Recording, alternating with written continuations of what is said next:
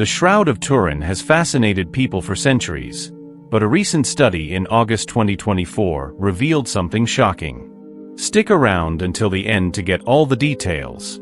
But before we dive in, take a moment to subscribe so we can make God the biggest channel in the world. Now, let's get into it.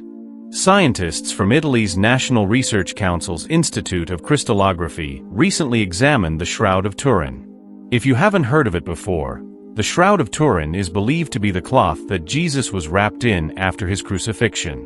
The burial cloth was first publicly seen in the 14th century.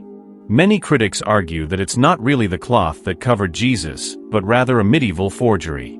According to the Bible, Joseph of Arimathea wrapped Jesus in this cloth before placing him in the tomb, where he later rose from the dead. The shroud has puzzled skeptics for years. It features a faint image of a man, seemingly unpainted, along with traces of blood, though not all of it is blood. What makes it truly mysterious is that the image appears like a photographic negative. It depicts a man between 5 feet 7 inches and 6 feet tall who seems to have been tortured, crowned with thorns, and crucified. What's even stranger is that the image doesn't appear to be painted, but seems to have been created with light. Even if the shroud were a 14th century fake, photography didn't exist back then, so how could something like this be possible? A groundbreaking new study has revealed information that could change how we understand the mysterious Shroud of Turin. The study provides new insights into blood evidence on the shroud that matches the torture Jesus Christ suffered. Researchers found particles containing ferritin and creatinine on the shroud.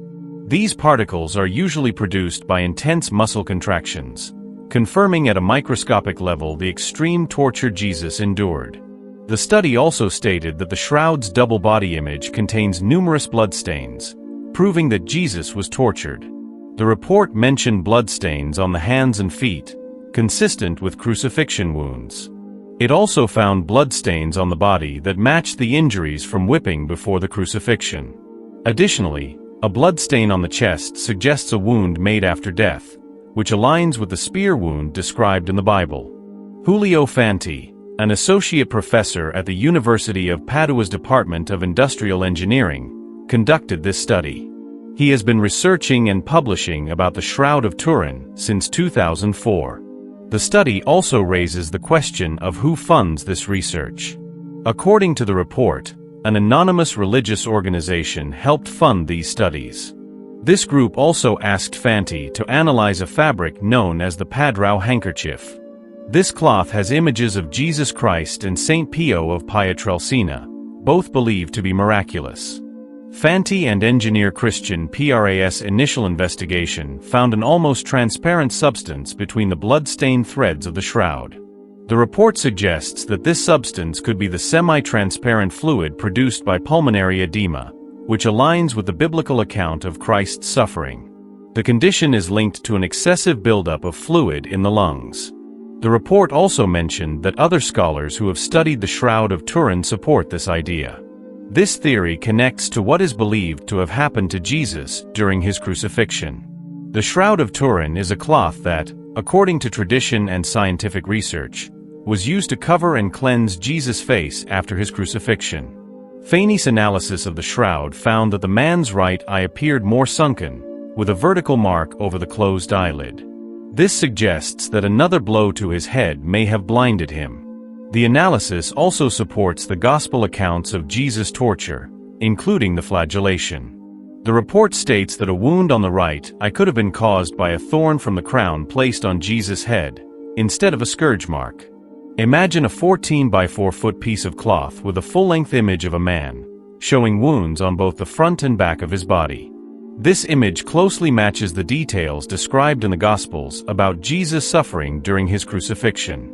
It brings these events to life, much like an old mysterious photograph. The Catholic Church has never made an official statement about the authenticity of the shroud. Instead, it says that scientific research should determine its origin and age. For decades, experts have debated its authenticity, and their studies have produced conflicting results. Is the Shroud of Turin real or fake? Why do many believe it is a medieval forgery? This mystery deepens with the controversial 1988 carbon dating test, which claimed the cloth was from the 12th century. But is that the full story, or did it open the door to an even bigger mystery? Scientists have challenged these findings, pointing out flaws in the testing method. They argue that the carbon dating was done on a piece of fabric added to the shroud during medieval repairs. A 2014 investigation by Italian forensic scientists Matteo Barini and Luigi Garlascelli found that the blood patterns on the shroud did not match those expected from a crucified person. Their study was published in the Journal of Forensic Sciences in 2018. In 2015, Garlascelli shared a YouTube video of his experiment, where he rubbed a sponge against a plastic mannequin to observe how artificial blood flowed. He compared these patterns to real human blood flow in different positions. However, several experts and researchers questioned the 2014 study, arguing that its results did not match the accuracy of earlier investigations. Some earlier studies examined the bodies of men who had died from hemopericardium, a condition where blood collects around the heart. This condition is believed to have been the final cause of Jesus' death on the cross. In the 1980s, scientists used radiocarbon dating to test the Shroud of Turin and concluded it was made in the Middle Ages. Because of this, many believed it was not the burial cloth of Christ but a medieval forgery instead of an ancient relic. However, the debate continues. Most people have heard of the Shroud of Turin, but for them, it has always been a fascinating mystery with missing pieces. Which part of the shroud was tested? Was it contaminated? Were the dating results accurate? Well, you'll want to pay close attention because new discoveries are changing everything. Recently, a new study came out that seems to be more reliable. Scientists examined the natural aging process of flax cellulose in the shroud and used this to estimate its age. They analyzed 8 tiny cloth samples using X-rays to study the linen's composition and patterns. By understanding how cellulose breaks down over time, they were able to calculate the fabric's true age. According to the study, the material of the shroud closely matches samples from the 1st century, specifically between 55 and 74 AD. The researchers also compared the shroud to medieval linen samples from the 13th and 14th centuries, the time period suggested by the 1988 carbon dating study. However, the medieval samples were very different from the shroud's fabric. This suggests that the shroud could not have come from the 13th or 14th centuries, meaning it must date back to the 1st century. In other words, it comes from the time when Jesus was crucified. The study's lead researcher, Dr. Liberato De Caro, explained that fabric samples are often contaminated, which makes it difficult to get completely accurate dating results. If the cleaning process isn't thorough, it can affect the reliability of carbon-14 dating. Dating methods have improved, making it easier to determine the age of historical artifacts. Recent scientific studies suggest that the Shroud of Turin could be the same type of burial cloth that once belonged to Jesus. What do you think about the Shroud of Turin? It's a mysterious piece of fabric with an image that is hard to explain. The mystery deepens when you consider the level of technology available at the time it was supposedly created. The shroud is said to have been the cloth that covered Christ's body after his crucifixion, and it has a long and debated history. If you told someone about it, they might laugh and say, "That's ridiculous." When it was first revealed to the public, many believed it was just a fake, a product of superstition and folklore. But what if you showed them scientific research proving that the cloth is ancient and that the image on it is actually a photographic negative? How would they react? Even for some religious people, this idea is shocking and difficult to believe. Then there's another mysterious fabric, the tilma of Our Lady of Guadalupe. This cloak, made from a rough material that should have fallen apart in 30 to 40 years, has lasted for over 500 years in near-perfect condition. In the early 20th century, anarchists tried to destroy it with an explosion inside a church.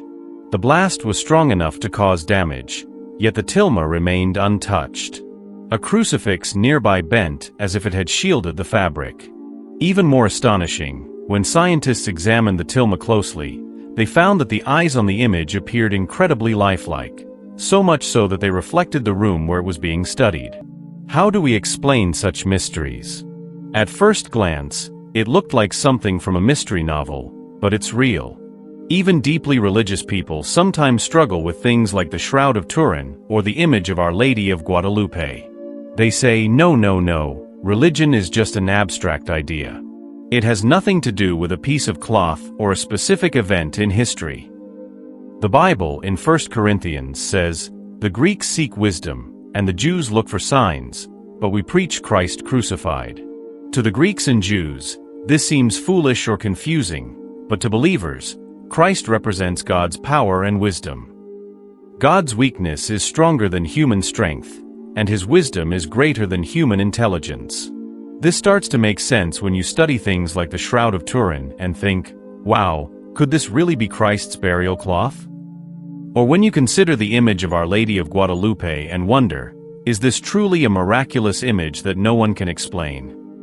The simplest and most convincing answer is that these might be real miracles. You may suddenly realize, maybe everything the Bible and the Church have taught about God worship and how we should live is actually true. For many, this idea is shocking. It challenges the belief that religion is just a personal choice, showing instead that it might offer real, tangible truth. What if there is a correct way to live? What if there is absolute truth?